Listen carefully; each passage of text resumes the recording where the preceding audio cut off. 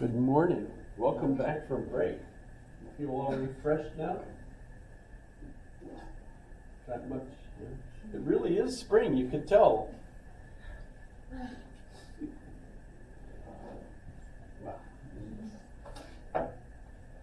I took a look at the weather app, said it's gonna be like the last snowfall. Oh, they think so? Huh? Yeah, let me double check. So the ice is gonna last for 2 hours. My goodness. Well, it is warm. So, this is Alaska. Yep, and after today, there's no snowfall, just sun, clouds, and rain.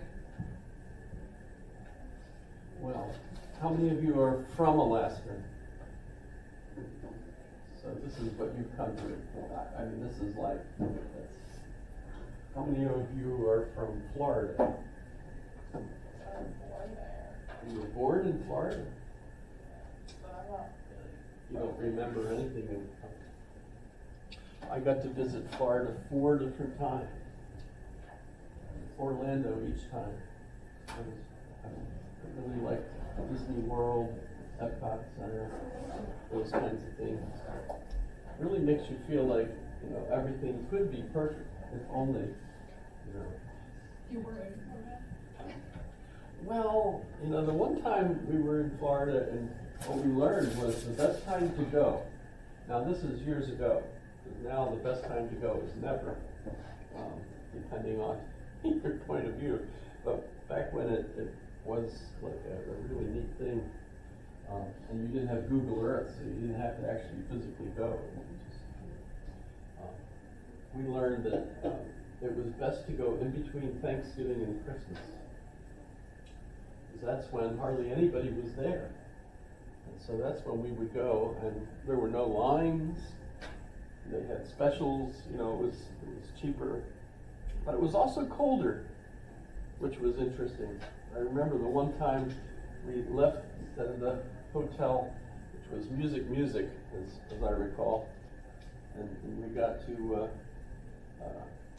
Disney World, and we were walking around Tomorrowland, and I realized my shorts were just not warm enough. So I went into Tomorrowland, the gift shop, and I bought a pair of long, Disney Mickey Mouse, jogging pants from a guy who was a retired engineer from Cape Kennedy. So he used to build rockets, and now he was selling pants in Tomorrowland. I'll never forget. Still have the pants. So Florida, a little bit different. But welcome back.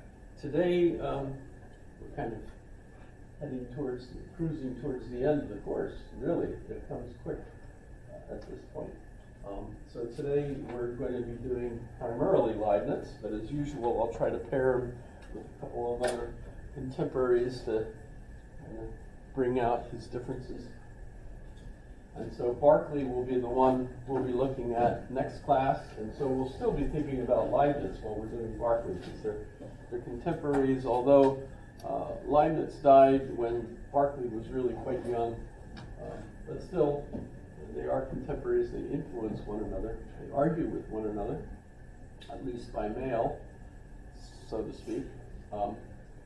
And then we move on to David Hume next week. And after that, we'll do Kant. And everybody, you can't escape doing Kant. And then following that, we do Hegel. And Hegel is like the peak for me, because Hegel introduces really the philosophical way of looking at things that we still basically have today. And so, even though he dies in 1831, it's really Hegel's philosophy that is pretty much what sets the stage for all of our contemporary ways of looking at things. We definitely have refinements, and we'll cover some of those, of course, before the course ends. Wish the course could go longer, but that's the way it is. That's hopefully while you're doing your term papers on a contemporary philosopher, so that you're at least dipping your toe into the lake of contemporary thought. you can see who those different folks are and stuff. So that's the plan, at least. So looking at Leibniz, when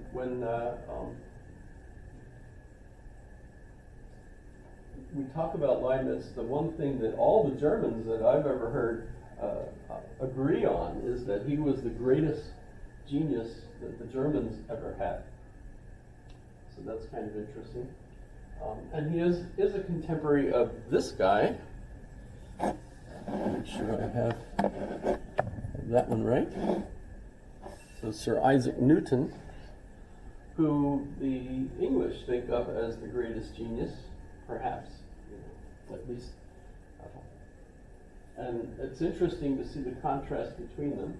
And we should keep in mind that there's two ways that the contemporary thinkers were viewed as. They were either British empiricists, and so the ones we were looking at that way, I mentioned Hobbes ought to be included, but isn't officially, but Locke definitely is. Berkeley, who we'll be contrasting with Leibniz, is, and David Hume. So those are the British empiricists, and their focus is on what's phenomenal, what we can sense through our senses, right? It's empirical awareness of things. So they're the British empiricists. And they're British because of the particular problem. Remember that they have, thanks to Locke, who's the official first one, because with Locke you realize we are only perceiving mentally what our senses interpret from the world. We're not actually seeing the thing in itself, so to speak, right? We're just seeing things as they appear to human senses. And as a result, we can't officially say we know the way objects really are in experience, except as they seem to us, right? So we can't get outside of that limit. And that stays with us. That doesn't go away. Berkeley changes it a little bit, as we'll see. And Hume, of course, is the skeptic par excellence. So he's terrific. And all of them influence us. We're pretty much thinking as a result of what they have done. Sir Isaac Newton is crazy. You could probably read, there's lots of books about him trying to figure out what exactly made him the way he was. Probably there's a kind of autistic aspect to him. He was a loner. He preferred being a loner. He wasn't very good socially, but he was clearly a genius. Now, what have you heard with regard to him inventing gravity? Just the Apple story? Everybody knows the Apple story? Probably a myth, but who knows? The thing, of course, that puzzles me is that Galileo, of course, already has done lots of work on measuring the speed of things going down. And so the calculations, the time, how fast pendulums go and everything, this is something that Galileo's already done. But this guy is especially the one who invents gravity in the sense of defining the idea that material objects attract other material objects, and when they get big enough, like the Earth and the Sun, the two of them attract one another. And as a result, as far as Sir Isaac Newton is concerned, you end up with the Earth orbiting the Sun, the Moon orbiting the Earth, etc. So the motions of the planets all work out, at least mathematically, to fit a particular pattern that he codifies and gives us, therefore, gravity. We just simply say 1g today when we're referring to the attraction of the Earth. What we discover, of course, is that he's wrong. A lot of his contemporaries disagreed with him and said, it's obvious that material things don't attract other material things. look at all the chairs sitting there very nicely. None of them are all, being sucked towards one another for any reason, and even though we talk about the Earth having weight or gravity or mass or whatever we want to call it, and I'm stuck on the Earth, it seems, there's no real magic that explains this. And that's basically what Sir Isaac Newton gave us, was the idea that the material objects have some kind of magic that draws other material objects to them. And thanks to Einstein, our contemporary solution to this is no, space is curved because of the mass of objects. So that's intriguing. So when you have an object as massive as the sun, it even curves the light that goes around it, right? And that was the significant test. If you remember, they had to wait until there was a ship off the coast of Africa just at the right time to be in a location to see a eclipse of the sun, so that they could measure the starlight that was supposed to be, was just a little bit away from the sun. And if Einstein's calculations were right, the light should look like it was closer to the sun than it ought to be. And that turned out to be exactly right.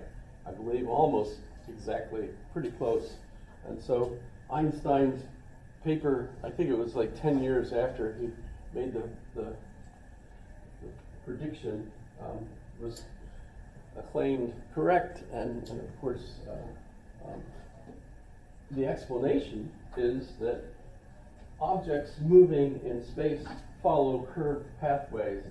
And I think I suggested, I'm not sure if I gave you this funny little explanation, that I'm actually staying on the Earth because I'm on a trajectory that's approximately the same as the Earth, close enough that I'm constantly kind of pushed into the Earth.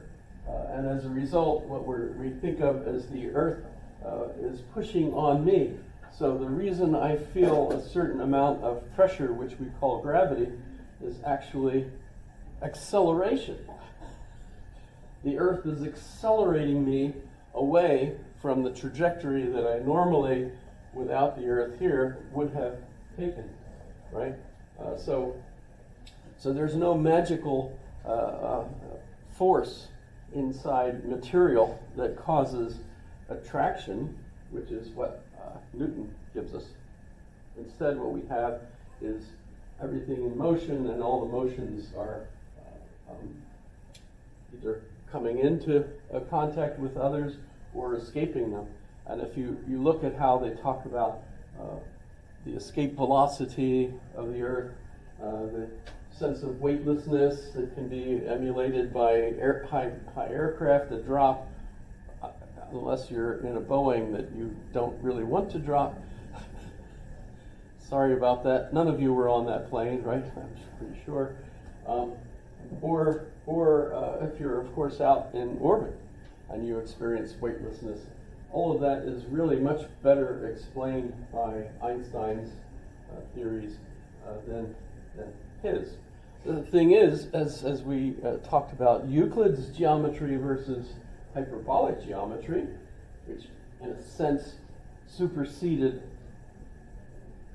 Euclid's geometry. I mean, it's curved spaces. Okay, so we've got curved spaces, but if you concentrate on the maths required to deal with curved spaces, it's interminable. You'll never finish your task. So everyone uses Euclid anyway, if you're building a building or going from point A to B, etc. So we kind of ignore the superior mathematics associated with hyperbolic geometry because of the practicality of the frame that we can use when we're talking in either Sir Isaac Newton or Euclid's perspective versus I don't even know who we give credit for hyperbolic geometry. I've never even looked it up. But in any case, this is again part of the little bit that I harp on that comes from Stephen Hawking's thought that what we have is model-dependent reality. So we think of reality through the lens of the model that we're using for a particular practical purpose, right? And so we have multiple ways of thinking about reality. The only thing where you really make a serious mistake in is thinking that one of those models is the way reality really is, and you forget that these are all tools, human tools that we've created, which have been absolutely excellent, and hopefully we're going to even make more tools as we go to find even more ways of dealing with our experience, right? But so, Sir Isaac Newton, and so he's a steady state physicist, or a Euclidean, in other words, believed that there were actual lines, that you could draw a line in space, and that it actually was a real line that things would intersect and so on if you did that. Whereas Leibniz is a relativist in the same sense that Einstein is. In fact, one of the neat things about Einstein that none of us will ever find out was he said that he had a secret source, and everyone wonders who's the secret source that he had for a lot of his ideas. I'm just thinking it was probably Leibniz, not really a big secret. But so even though they're contemporaries, Leibniz seems to have been prescient in knowing that relativity was really going to be the answer. But certainly at the time, Sir Isaac Newton was the one that won the day, because it seemed most expedient and think otherwise, essentially. However, they are also, interestingly, in competition with one another with regard to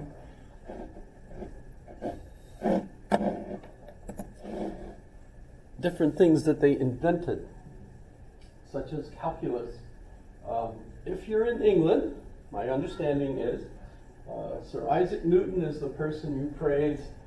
He's the one who's stood on the shoulders of giants. If he saw further, if we see farther, it's because we stood on the shoulders of giants. I'm not sure if he's the giant they're talking about, or he's the one that stood on the shoulders and saw.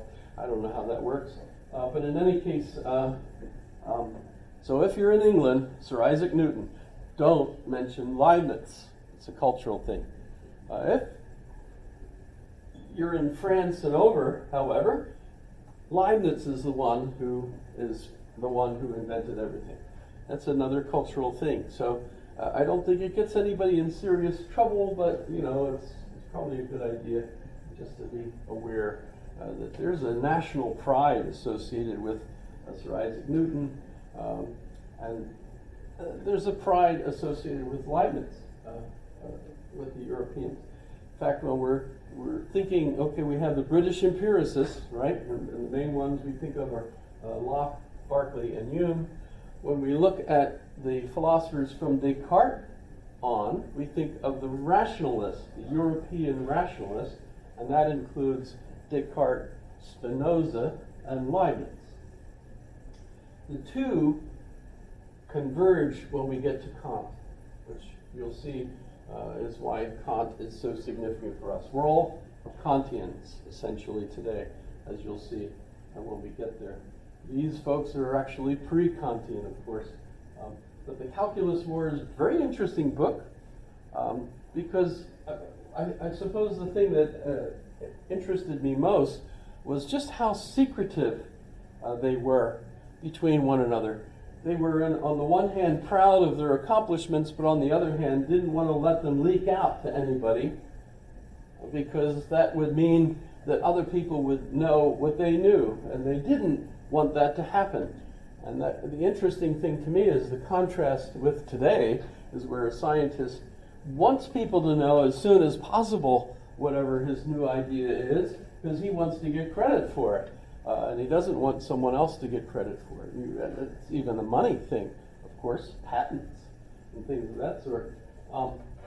that didn't really pertain to their time period. Instead, it's just really hilarious how they would write to one another and say, I've figured out how to do this, but they won't tell you how they do it because they're just tormenting the other person.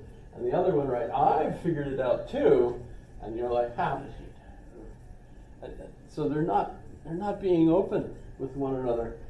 And what really pissed off Sir Isaac Newton was that Leibniz did actually publish ahead of time, basically. And as a result, everyone started giving Leibniz credit for what Sir Isaac Newton felt he had invented. So that, by the way, and I'll have to explain, Leibniz had been accepted into the Royal Society of London. And the head of the Royal Society was, guess who? Sir Isaac Newton.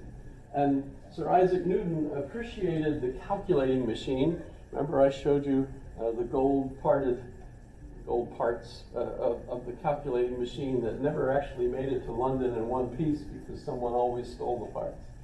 But nonetheless, they accepted that as a device that would work. And remember, that one not only did multiplication, division, etc., but it also did logarithms and things. So it's pretty fancy compared to anything prior to that. So he was accepted to the Royal Society, but once he had published on his calculus, Sir Isaac Newton had him removed from the rolls of the Royal Society. So he was both a member and kicked out as well. Interestingly, though, he was also accepted as a member of the French Royal Society, and he founded the Berlin equivalent, the Academy of Science in Berlin, and was in fact the first president of the Berlin Academy, even though the Duke never allowed him to go to Berlin to preside at any of the meetings. That's a whole other story. So, going back to look at his ugly face. That's a wig, by the way. Well, when you see people with hair like that, you know those are wigs. Because, well, and why did they wear wigs? Why were they actually bald? Because lice was such a problem even in the best poshest resorts. Versailles, I'm sure, was loaded with lice. It must have been a horrible place, actually. However, they even the king, of course, had a bald head to keep the lice off. And if you ever see pictures of women holding cute little lap dogs, you know why they had lap dogs? Because the fleas were more attracted to the dog. So the nice thing about having a lap dog was you weren't being constantly bit by fleas because the dog took all of that. So that was without reason that they had little cute lap dogs. Right? Is this all fun? So what kinds of things are really fascinating today about Leibniz? The science concerned the nature of matter.